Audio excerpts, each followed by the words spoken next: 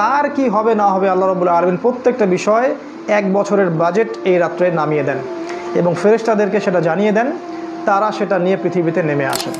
এই জন্য এই রাত যদি আমরা পেয়ে যাই বা এই রাত পাওয়ার চেষ্টা যখন আমরা করতে থাকবো, তখন এই তাকদীরের ভালো বিষয়গুলো আল্লাহর কাছে চেয়ে নিতে হবে এবং খারাপ বিষয়গুলো থেকে আল্লাহ পাকের কাছে আমিন। 3 দফায় আমাদের তাকদীর লিখেছেন, 3 দফায়।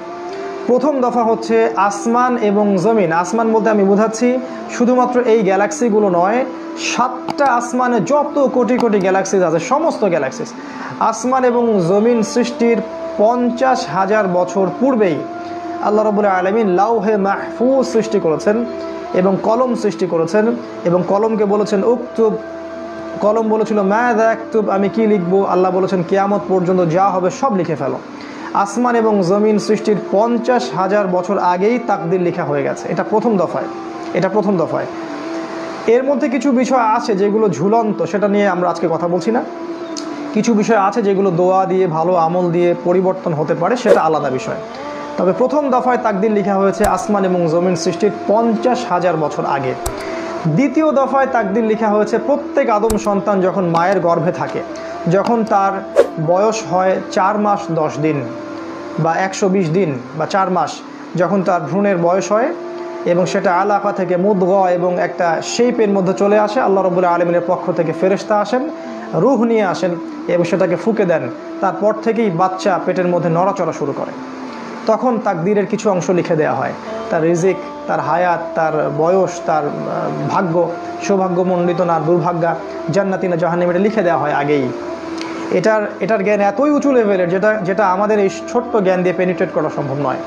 রাসূল সাল্লাল্লাহু আলাইহি ওয়াসাল্লাম এটাও বলেছেন, একজন ব্যক্তি আমল করতে থাকে, এত ভালো আমল করতে থাকে যে মনে হয় সে জান্নাতে চলে যাবে, তার এবং জান্নাতের মাঝে 1 বিঘত জায়গা ফাঁকা থাকে, কিন্তু তার তাকদীরের লিখন তার উপরে বিজয়ী হয় এবং সে জাহান্নামীদের মতো কাজ করা শুরু করে দেয় এবং শেষমেশ সে জাহান্নামে পতিত হয়। আবার কোনো ব্যক্তি জাহান্নামীদের মতো কাজ করতে থাকে, করতে করতে করতে করতে মনে হয় যে তার এবং জাহান্নামের মাঝখানে 1 বিঘত জায়গা ফাঁকা আছে, কিন্তু তাকদীরের লিখা তার উপর বিজয়ী হয় এবং সে আবার ভালো কাজ করতে থাকে। এক পর্যায়ে আল্লাহ পাক তাকে জান্নাতে প্রবেশ করেন।